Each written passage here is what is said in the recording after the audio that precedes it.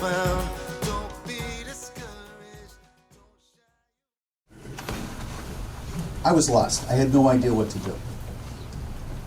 On June 30th of 2015, I see a sign flashing in Franklin. Thank you, Chief Lynch. For a sign flashing in Franklin that says opioid meeting tonight. I slammed my brakes on. I said, what did I just read? They're going to talk about opioid addiction? Back up, sure enough they were. And I walk into an auditorium with my son's mom, who's here. And to our shock, there's 400 people or so there looking at us that we recognized, our neighbors. And on that stage that night was State Representative Jeffrey Roy, Town Councilor Bob DeLorco, among others, District Attorney Michael Morrissey, among others, the fire chief, the police chief at the time that just preceded T.J. Lynch, community members, people in recovery, all there to talk about addiction out loud. And I suddenly realized, my God, these people get it. They know what the problem is. I have a shot here. And frankly, it was an emotional night. Many of the people that are on our board of directors were there as audience members. But one thing came out of that night that I will never forget. Two things. The first thing, Margaret Mead's quote that hangs in the hallway, which I'll paraphrase, says, "Never underestimate what a group of citizens like us can do. Truly, it can change the world. In fact, it's the only thing that ever has." And I really believe that now, more than ever, because I've been lucky enough to be a passenger in this coalition and watch what this thing has done.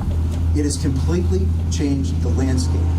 And then I said there were two things that happened that night that were important. The other thing that was important is I was introduced to, without a doubt, a force of nature in this, who had the courage to start this whole thing from her community, getting her community psychology degree and doctorate on the West Coast. Jen Knight, who is the president of the coalition and our founder, had the courage to reach out to Jeffrey Roy to say, I can't read any more obituaries. I can't come home to this. How can I be part of this solution? And thank God Jeff listened, and thank God Bob DeLorco listened, and thank God people got together and committed to make a change. I speak on the behalf of the entire board of directors and, in fact, our community when I say that we owe Jennifer Knight a debt of gratitude. I am humbled to be able to serve with her on this board of directors, and I am so excited for our future. So please welcome Jennifer Knight, the president of the state. We have a board of directors that are parents, that have full-time jobs, that are dedicated to other organizations, and every single week take time to talk with each other around the coalition and how we can impact what we're hearing are real concerns in our community. We have trained over 500 people in Narcan and CPR, and without the ability to do that, we would not be reaching an unbelievably vulnerable population. As the coalition has progressed, we have really wanted to provide education and prevention support, awareness to parents, opportunities for recovery and compassion and healing, and we really want to provide a direct support for those living with addiction recovery, because recovery exists. It is beautiful. There are so many of you in the audience that I'm looking at right now who are in recovery or have shared your recovery stories and journeys with us, and that is the hope and the belief that every style of community support will lead to a life of recovery. So I'll tell you how this all started. There was a young lady who was 15, 16 years old at the time who came to the school committee. She was a hockey player and playing a club sport, and thought that it wasn't right that the girls had a club sport and the boys had a varsity sport, and we need to do something about that. I said, I think we could do something about that, but apparently I wasn't quick enough. So she would come back repeatedly to these school committee meetings. I got to know her. I thought it was my own daughter. I saw her so many times. But I'm happy to report that ice hockey is now a varsity sport. Thanks to So then I went on with my life. Jen went on with her life. She was out in California. And then I got elected as the state representative. And in October of 2014, I get an email that begins with, "Remember me?" And she had talked about doing her work on her PhD out in California, and that she had come home to Franklin and had read about so many of her classmates and friends who were succumbing to the disease of addiction. And was there something that we could do, bring people together? We look around the communities where we live, and there really wasn't any place to turn. There wasn't a support group, there wasn't a place to call, nothing existed. Bobby said to me, this is really bad, I know these kids, I coach them, and I said, you know, can we arrest these people? And the answer is, we do a good job of arresting people and putting people who should be behind bars, but they all agree, and I think we've come to the conclusion, we're not arresting our way out of this problem. And the police community, how they respond, people now are calling the police when they have a problem. They're not turning away from them, they're calling them for help and assistance because they know they can trust the police community. I know in the courts, I see Judge Finnegan, who, sorry to say, had the experience of working in my office, and he used to run the drug unit at one time.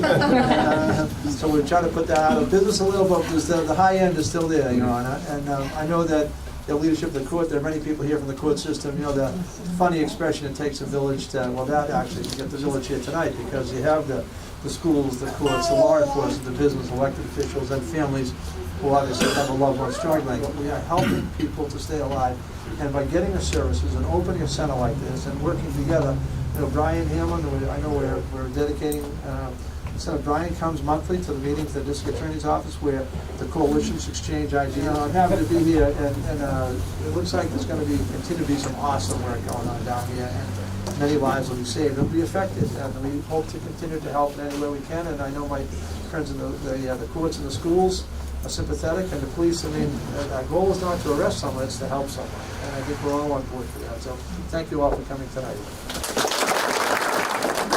Hi, everybody. From both myself, Deputy Chief Carroll, and the Chief of Police, Chief Stone, we want to thank everybody for coming out today to Norfolk. And it's so great that we have the SAFE office here in our community, here in the little town of Norfolk. But this community in Coalition belongs to all of us. So it belongs to all of these towns in the Rentham District Court catchment area. And we are thrilled to have this partnership. We have seen law enforcement shift and change, and to echo what the DA just said, we can't arrest our way out of this problem, and we know that. So getting people into treatment, getting people support is so critical. So 2 years ago, a family came to us, the Hamlins, and shared that they would love to be more engaged with the SAFE Coalition, and so they started volunteering, and then they were volunteering more, and then they were texting and calling Jim and I, and sooner rather than later, Brian Hamlin was part of the board of directors, and it has been Brian who has been a guiding light and a real resource in the realm of parent support and peer mentoring. And part of what we want to do tonight is honor Brian Hamlin Jr.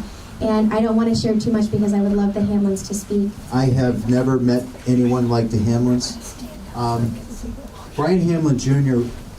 Was in recovery when he passed, and he's very well known in the recovery community for helping a lot of people. What a wonderful thing that we have here, but it couldn't have come to pass if the Hamlins hadn't opened their hearts at the beginning. They came to us, and much of the reason why we're standing here is because of the Hamlins in this space. Robin runs a support group called Unconditional Love, which is, I've sat in on 2, that now meet here on Saturdays at 10:30? 10 o'clock, I'm sorry. And just wonderfully helpful to people that have walked the walk, who have either lost somebody or someone like myself that's still in the fight. I just, on a personal note, want to say this. This is the type of man Brian Hamlin is, the type of people they are. About once every other week or so since I've known Brian, my phone rings, and I look down and it's Brian Hamlin. And this is what I get. How are you, Jim? I'm checking in. It's from somebody that knows and leads with his heart first. So I am so honored that they allowed us to bestow this honor on Brian Jr. and name the center in his name. Brian and Robin Hamlin. All the can say is this is such an honor and a dream come true for us. We, years back when we were trying to navigate through Brian's disease, really my biggest thought was, please just give me somebody that cares. Just simply somebody that would care about us and about how sick our son was. Brian had gotten injured. He was a freshman in college. He was playing football and he had to have his shoulder operated on. And so we brought him into Children's Hospital and he was sent home on a Vicodin pain pump. Skip ahead 5 years, he graduated with his degree and had an amazing job. He was a software salesman. And we noticed things were changing. And it was then when I found the bottle of OxyContin in his room. He sat down on our couch, actually right like this, with tears pouring down his face and saying, "Mom, I'm in trouble. I need help. I can't stop." And by the grace of God, I had no problem understanding that he was sick. I know people would contemplate that. You know, years back, is it a disease? You know, what are you trying to figure out what it really is? He's just, you know, he's how old? Just kick him out. He'll learn his lesson. I heard everything under the sun. And all I thought was, no, my son is truly sick and he is fighting for his life. Please just someone pay attention. Pay attention. I'm right here. But they didn't. I had to kind of navigate and find answers myself. And then, of course, that's what we did. And our children, we have 2 other children. Our daughter's here tonight, too. And by the grace of God, we learned the ups and downs. We learned how to navigate this disease. But we loved him unconditionally through it because I did it my way. I treated him like the beautiful person that he was, and I never ever lost sight of who he was. He had a horrific disease called addiction, but he had a whole list of beautiful qualities. And we were blessed to call him our son. Brian was a gift of God in every aspect from day one to the final day. Brian gave us the opportunity, even with this horrific disease, to meet fantastic people. I've got friends from Brian now, through recovery and everything else that he has. I still call them friends. The first day I met them, I call them friends. I will never turn them as anything else short of best friends I've ever had in my life. Because there are people out there, as you go through things, you realize they get it. So as bad as things were for Brian, Brian always had a smile on his face, and he was able to show us the upside of things. As bad as things were, we looked at him, go to meetings, pick him up after the meetings. Brian was the last one coming out. You look and it's like, really, Brian? Why are you the last one? Well, I had to talk to so-and-so. He says, they had a tough time. So I had to help him through things. It's like, every time was the same thing. It was always, Brian was always the last one out of the door. He's having that last word in. He wanted to talk somebody through something, help him out with something. When we lost Brian, we had people come through for over 6 hours. We stood in line, people were coming through and everything else. And there were time and time again, I'm sober 3 years because of your son, I'm sober 4 years because of your son. Brian was gifted with conversation. Brian would walk around through this room like everybody's in here tonight. He would talk to every single one of you, know you by the time he was done, and the next time he saw you, he'd be asking the questions and follow up the conversation you just had. Just an amazing person. We won't ever take that away from him. He had that right through, all the way through it all. We can't thank Jen for starting things, Jim for going along with things, Jeff for being there, D.A. Morrissey for throwing it in there and saying, this is what you need to do to start working things out. D.A. mentioned I go down there once a month for meetings down there, and I can't thank you enough and tell you the support you will get from us for ideas and support when you give ideas towards us. We will be there for you in all aspects. Whatever you need, let us know. With it all being said, like I said, this is a gift that we're doing on Brian's behalf to help support the Safe Coalition. And we're doing it with so many people that are out here. We hold a golf tournament in his honor every year to raise funds for it.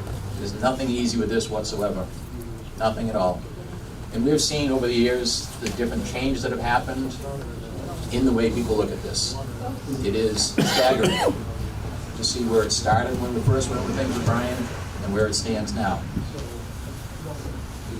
Things are changing, things need to keep changing. We will keep pushing for it all the way through. It is our honor that we're able to do this in collaboration with Safe Coalition and the great group that is on there, the board, everybody. We couldn't say enough about what you people do for us, what you've done out there for the communities, and what we want to help you do. Okay. Do you want to? Yeah. How do we? Pull it tight. Pull it tight. I'm trying to get All right. Ready? Okay. Brian Bentley Jr. Okay. Recovery Look up Resource for a Center. second. Everyone look at me real quick. And again, and go for it. Okay.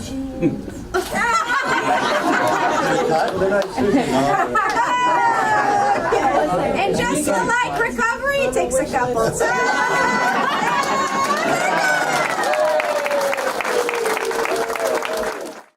Hi there, my name is Jennifer Knight Levine, and I am the Executive Director and co-founder of the Safe Coalition. The Safe Coalition was founded 6 years ago out of a need that we heard from the community for folks who are impacted by substance use disorder. This organization, while started in Franklin 6 years ago, has now found a fabulous home in Norfolk. We are so thankful and thrilled to be in this community. The police, fire, school systems have all welcomed us with open arms, and we're so thankful for their support. The Safe Coalition, while it started 6 years ago on the basis of providing support for those impacted by substance use, has really grown, and we are so excited and proud to highlight that we now are able to provide services for substance use, mental health, domestic violence, sexual assault, and anything in between there. What that means is that we recognize that oftentimes when someone struggles with in one area of their life, they're also struggling in others. And we want to be a place where folks can pick up the phone or walk through the door, share what's going on in their lives, and we have the opportunity to provide a variety of resources for support. The Safe Coalition has recognized how important prevention and education are, as well as recovery programs and, in the moment, crisis support. We have focused our attention on providing peer, group-run, group-led programming. We have a grandparents raising grandchildren group, a siblings support group, a parents supporting parents 12-step program. We also provide in-the-moment support for Section 35 and Section 12 care. That means that we will meet you at the courthouse and help you through the process of what a Section 35 is, how to recognize the next steps in a Section 35, and what the outcome may or may not be. We also have provided a grief counselor, a chaplain, and clinical support through our partnership with Wayside Mental Health Services. New Hope is also an organization that we're thrilled to partner with. New Hope provides sexual assault and domestic violence victims with a voice for advocacy and support. In addition to our groups, our one-on-one care, we also are thrilled to talk about our partnerships with the public school systems. We recognize that many of those who have walked through our doors who are currently struggling with addiction have had trauma in their childhood that was either under-addressed or not addressed. And so we are so thankful that we can work with our public school systems to create conversations and programming around social emotional wellness so that children are able to recognize concerns, manage and talk about those concerns so that destructive decisions are less likely later on in their life. We're also so happy and thankful for all of our partnerships with police and fire. This last year, especially during COVID, we've recognized that domestic violence and sexual assault are going hand in hand with substance use. And so through a program with Wayside, we've been able to create an entire program related to domestic violence and sexual assault victims through police and fire engagement. We're so thankful to have your support here at the SAFE Coalition, and we want you all to know that we have an open door, an open phone line. If you call us, please know that we are excited to work with you one-on-one to hear about your concerns and your struggles and provide you with an opportunity and a host of recovery resources for you and your loved ones for the best support. Thank you so much.